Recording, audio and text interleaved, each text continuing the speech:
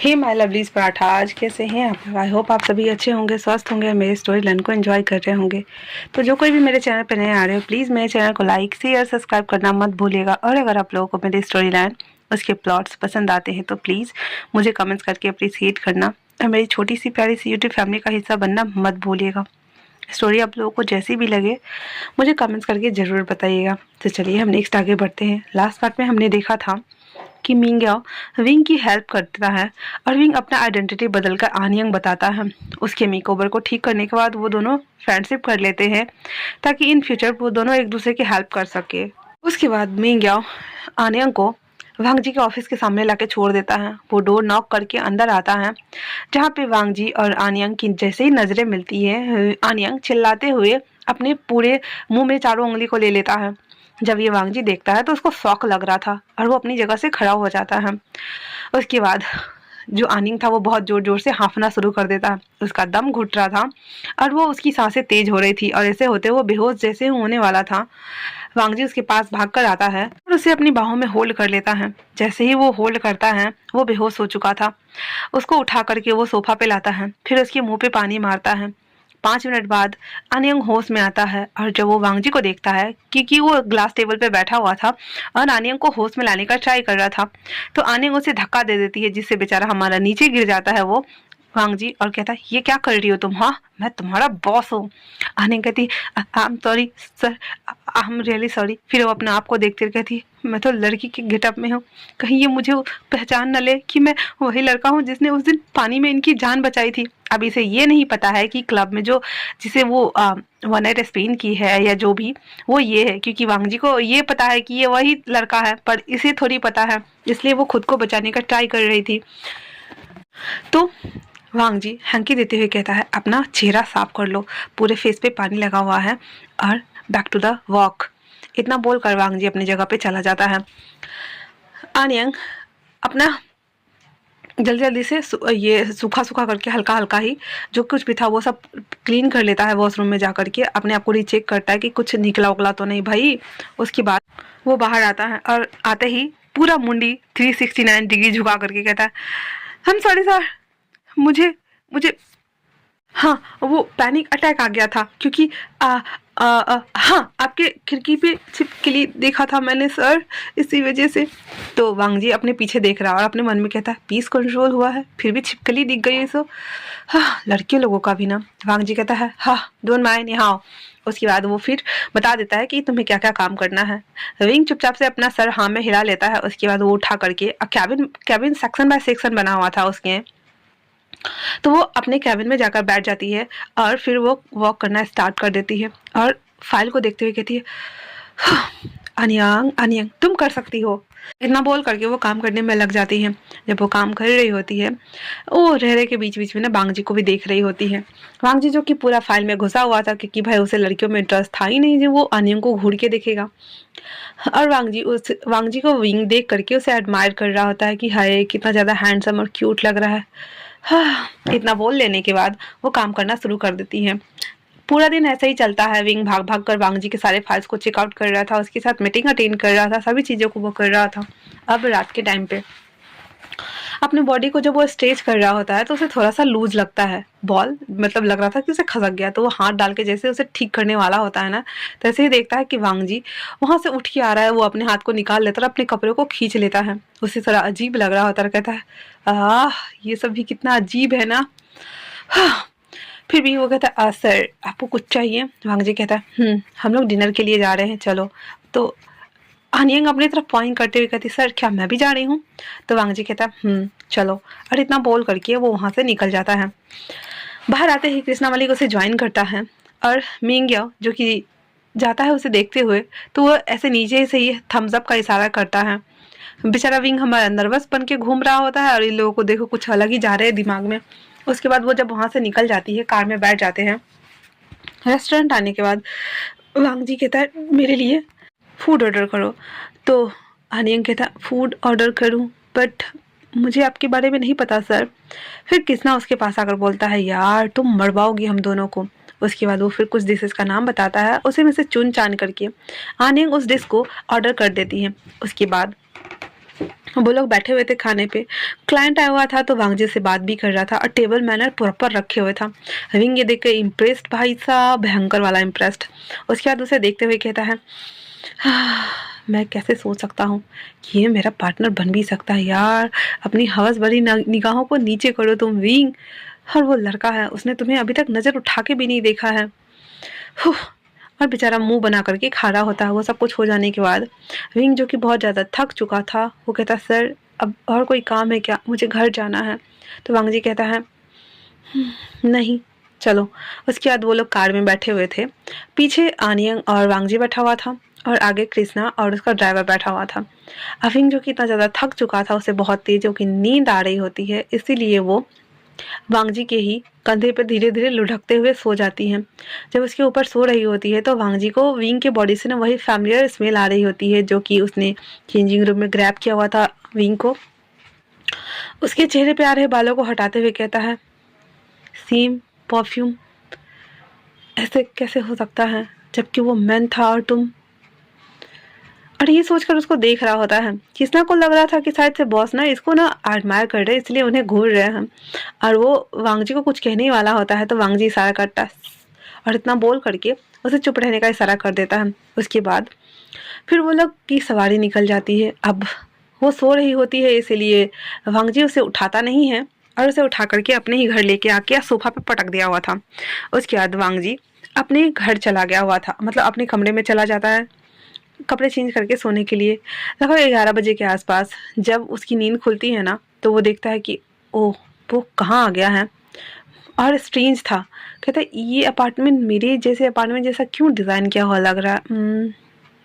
फिर वो देखता है, कहता ओ नहीं, ऐसा नहीं हो सकता, मैं कहाँ हूँ। और फिर वो डर रही होती है। फिर वो हर चीज़ को देखती है, बाहर बाहर झाँक के देखती, कहती ये तो मेरे ही अपार्टमेंट का बिल्डिंग है, मैं कहाँ आ गई। और इतना बोल करके वो जैसे ही बाहर जाने को होती है ना, तैसे ही डोर ओपन होने का साउंड सुनती है और वो पलट के देखती है जहाँ पे वांगजी टॉवल रैप किए हुए एक हाथ में टॉवल लेकर के बाल गीला कर था उसको सुखाते हुए आ रहा होता है। उसे देखते ही हनियंग अपने दोनों हाथ मुंह पे रख लेती है और उसे घूर कर देख रही होती है। उसकी ब्रॉड चेस्ट, उसके ब्रॉड थाइज, उसके ब्रॉड आर्म्स, इतने ज़्यादा मस्कुलर बॉडी को देख करके हनियंग पूरा उसका गला सूख गया था। वांगजी उसके पास आते हुए कहता है, व्हाट, हाँ पहले मैंने नहीं देखा है क्या। हानियंग हाँ और ना दोनों में सर हिला रही थी। हंग जी कंफ्यूज होकर कहता है, आखिर कहना क्या चाहती हो तुम। हाँ हानियंग कहती, सर वो मेरा और उसका गला ऐसे ही फंस रहा होता है। वांग जी कहता है, व्हाट। फिर वो कहता है, सर मैंने कहा मुझे जाना है, हाँ मुझे जाना होगा। और इतना बोल करके वो वहाँ से 9-2-11 हो जाती है। वांग जी कहता है, बड़ी अजीब लड़की है। और इतना बोल करके वो चुपचाप से आकर सोफा पर बैठ जाता है, टीवी ऑन कर देता है। अब आनिंग तो वहां से निकल गई थी बेचारी, उसके पैर में दर्द हो रहे थे तो वो जूता हाथ में टांगा हुआ था और फाइल उसके बैकपैक में था और वो चलते चले जा रहा था। इधर वांग जी वो बार बार विंग के बारे में ही सोच रहा था, जिस तरह से उसने बैक हग किया था, उसे किस किया था पैशनेटली, ओनली फॉर वो मोमेंट्स को याद कर रहा था क्योंकि देखा तो उसने था ही नहीं। और अभी जो आनियंग की बॉडी से परफ्यूम आ रही थी वो सब सोच रहा था। कहता है, क्या ऐसा हो सकता है कि मेंस और वुमेन्स एक ही परफ्यूम अप्लाई करे। हाँ। और फिर वो जाते हुए दरवाजे की ओर देखता है। वहीं आनियंग थक गई थी और अपने पैरों का स्ट्रेच करते हुए दोबारा से शूज पहन रही होती है तो उन्हें दिखाई देता है कि कुछ ठरकी 4-5 लोग ना उधर के साइड से आ रहे होते इधर साइड। विंग उन लोगों को देखता है तो कहता है हाँ। फिर अपने आगे आगे आगे और पीछे देखता, आजू बाजू देखता जहाँ पे कोई लोग नहीं थे। तो कहता है, हो गया, इसी की कमी थी। उसके बाद वो लोग जब आते हैं तो विंग कहता है, क्या लास्ट बस चली गई।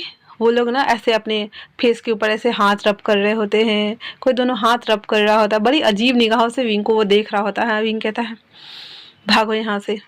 तो वो लोग कहते हैं, ओए चिकनी कितनी सुंदर हो ना, चलो मेरे साथ, हम तुम्हें सैर कराएंगे जन्नत की। विंग कहता है, मेरी सैर कराओगे। एक लड़के के साथ करके क्या मिलेगा तुम्हें। तो कहता है, हाँ हमें पागल समझाए क्या हम। हाँ देखो तो खुद को लड़की हो और बोल रही हो हम लड़के से क्या मिलेगा, पागल कहीं की। यार इतना बोलकर जैसे इसको छूने वाला होता है। अब वो विंग उसको घुमा घुमा के उठा उठा के पटकता है, सबको मारता है भयंकर। और मतलब बस मारता है, दांत वात तोड़ता नहीं है और सबको कूट पीट देने का कहता है, हाँ मैंने पहले ही कहा था। उनमें से एक कहता है, लेडी गागा आप सच में लड़की हो या लड़का हो, आपके हाथ बड़े सख्त लग रहे थे हमें। वो कहता है, हाँ पता चल जाएंगे तुम्हें।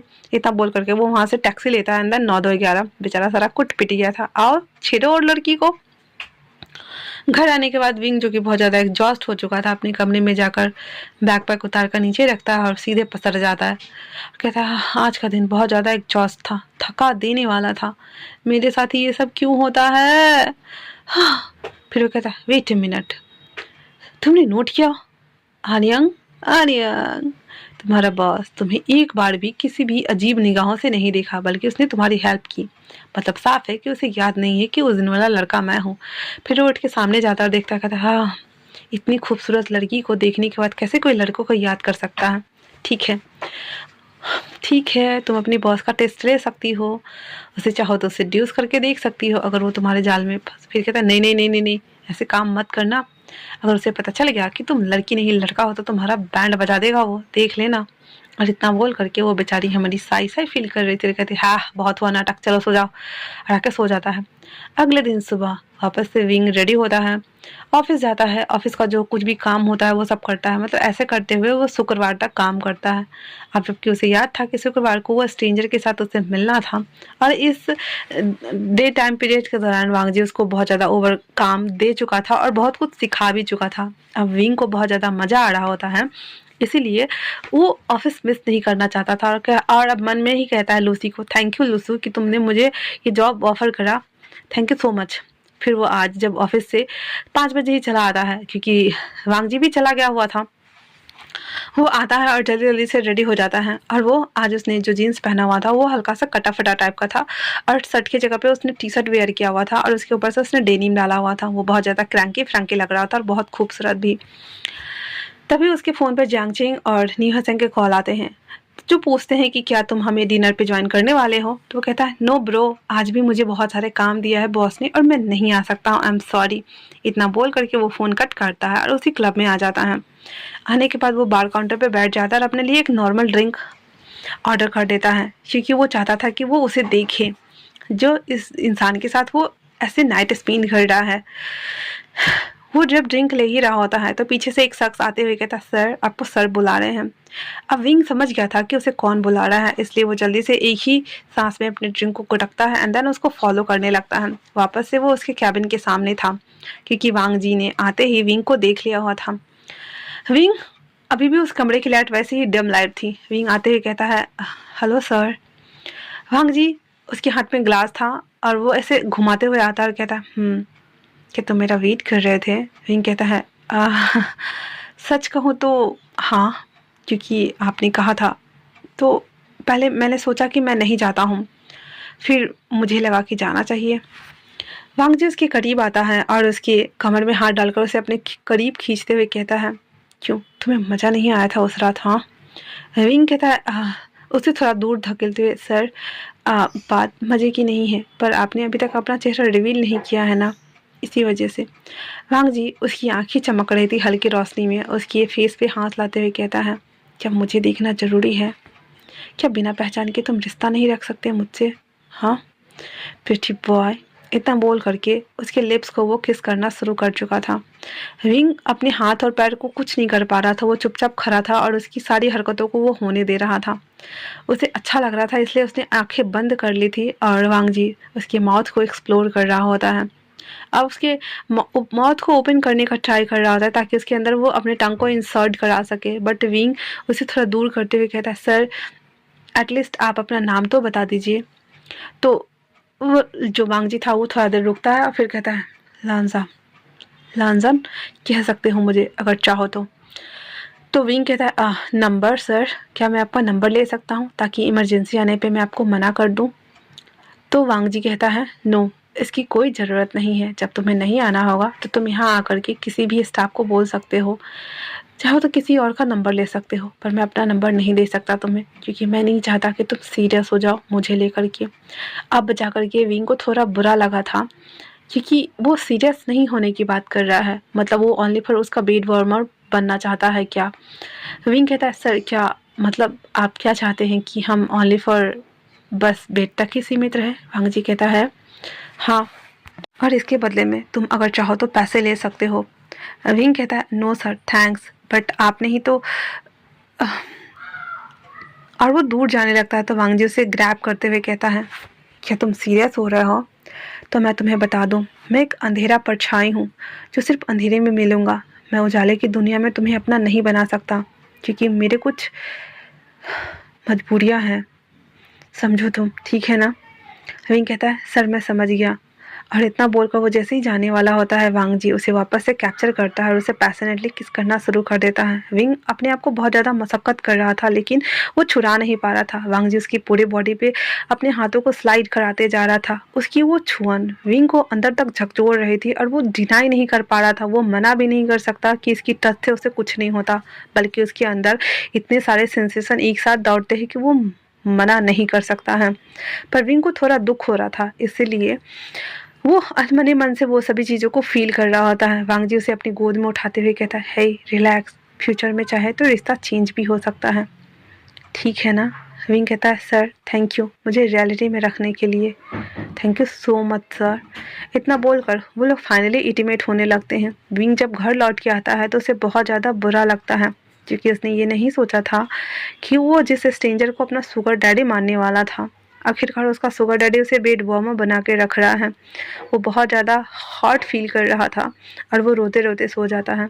अगले दिन सुबह मॉर्निंग में कृष्णा उसके पास आते हुए कहते हैं हे तुम्हें काम करना है, चलो मेरे साथ। उसके बाद वो उसे प्रिंटर रूम में ला करके बहुत सारी फाइल्स को दे देते और कहते हैं इन सभी को प्रिंट आउट निकालो और एक एक फाइल को सबके टेबल पे रख देना, आज बोर्ड मीटिंग होने वाली है। विंग जो कि अनमने मन से वो सब काम कर रहा होता है, उसका ध्यान बिल्कुल भी नहीं था।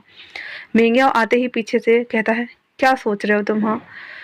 विंग अभी भी वैसे ही उदासीन खड़ा सोच ही रहा होता है और कहता है क्या ऐसा हो सकता है कि हम कुछ और सोचे और हमें कुछ और मिले? तो मेंग्या कहता हाँ क्यों नहीं, बहुत बार होता है ऐसा कि मैं चाहता हूँ कि सीजन सिर्फ और सिर्फ उनके दिल में दिमाग में मेरी बातें हो, मेरे बारे में सोचो, लेकिन देखो तो 45 लड़कियों को वो फायर कर चुका है और सुनने में आया है कि वो लोग अदर्स के साथ भी रिलेशंस में है, तुम समझ रहे हो?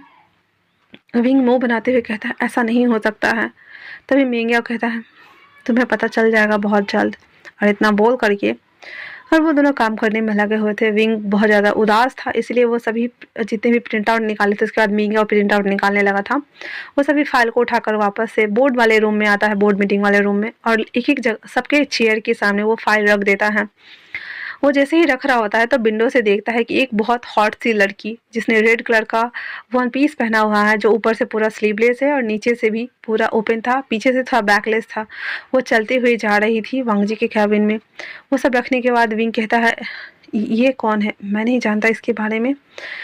तभी मेंग्या आते हुए कहता है उससे मिलो, वो जिया है और तुम्हें पता है वो तुम्हारे बॉस की होने वाले फियांसे हैं। विंग कहता ओ अच्छा ऐसा क्या? और फिर उसके बाद वो काम करने में लग जाता है। तो मेंगा उसे चिढ़ाते हुए कहता है तुम्हें बुरा नहीं लग रहा? हाँ अपने यहाँ पे राइवल्स को देख करके। तो आनियन कहता है गगा वैसे सच कहूँ तो मुझे बुरा नहीं लग रहा, क्योंकि आपको पता है मैं एक लड़का हूँ और मुझे लड़कों में इंटरेस्ट है ना कि लड़कियों में, तो फिर मुझे बुरा क्यों लगेगा? तो मिंगा कहता है एग्जैक्टली, क्या तुम्हें तुम्हारा बॉस पसंद नहीं आया? तो विंग कहता है ना वो खरोच मुझे नहीं चाहिए। हाँ अच्छे से बात तक नहीं करते गगा। और वो एक के बाद एक कंप्लेन किए ही जा रहा होता है। उसके बाद वो दोनों का जब हो जाता है बात करके, वो दोनों जब बाहर निकल रहे होते हैं तो मिंगा कहता है मुझे जाना होगा क्योंकि मेरे भी बॉस यहाँ आने वाले हैं, तो तुम जाओ ठीक है ना? इतना बोलकर विंग वांग जी के कैबिन के पास आता है, नोक करता है, जबकि अंदर से कोई आवाज़ नहीं आ रही होती है, इसलिए वो चुपचाप से वहीं पे खड़ा हो जाता है और कहता है अब मैं क्या करूं, मैं अंदर जाके सर को कैसे बताऊं कि उन्हें 5 मिनट में मीटिंग्स के लिए आना है। और वहाँ पे ऐसे ऐसे चक्कर काट रहा होता है। तो जब देखता है कि 5 मिनट हो गए हैं और सर नहीं आ रहे हैं, तो वो जैसे ही डोर ओपन करके अंदर जाता है तो देखता है कि जो जया थी वो वांग जी के गोद में बैठी हुई थी और उसके नेक के राउंड हैंड रैप किए हुए था और वांग जी उसके हैंड को पकड़े हुए था। आनियन आते ही अपना सर झुका लेती है और कहती है I am so sorry sir, मैं आपके प्राइवेट मोमेंट में दखल नहीं देना चाहती। और अपने नज़रों को नीचे किए हुए कहती सर 5 मिनट में बोर्ड मीटिंग शुरू हो जाएंगी और सभी लोग आना शुरू हो जाएंगे, प्लीज़ आप आ जाइएगा। इतना बोलकर वो उल्टे पैर वहाँ से भागाती हैं। वांग जी जिया को हटाते हुए कहता है, अब मुझे जाना होगा, हटो यहाँ से। जिया कहती है, बीबी अभी तो मैं आई हूँ, मुझे वापस छोड़ के जा रहे हो, ऐसा हो सकता है क्या?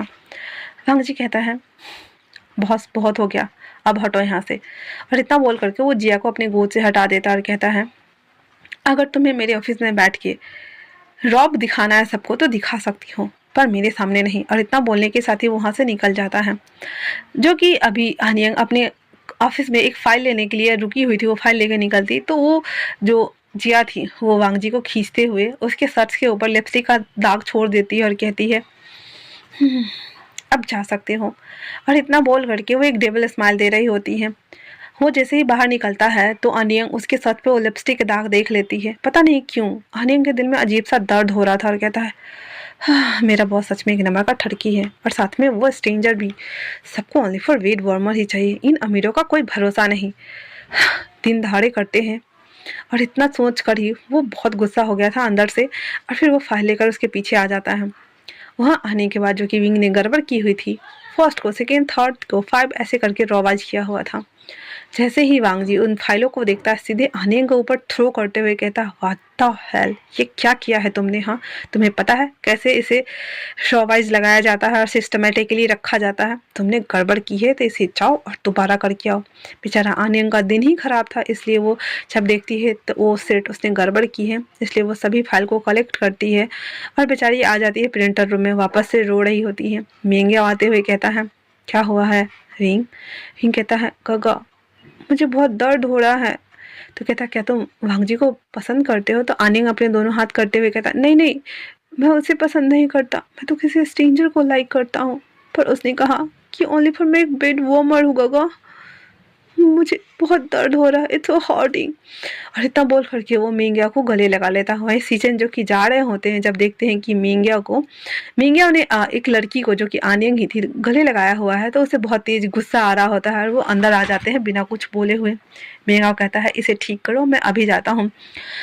उसके बाद जब मिंगिया अंदर कैबिन में आता है, एक तरफ तो वांग जी गुस्सा था, दूसरी तरफ हमारा लैन सीचन वो आग बबूला हो चुके थे। और आते ही कहते हैं, मिंगिया, क्या मैंने तुमसे नहीं कहा था यहाँ पे सभी के लिए पानी की बोतल्स को अरेंज करो और ये टीवी इसे फिक्स करो?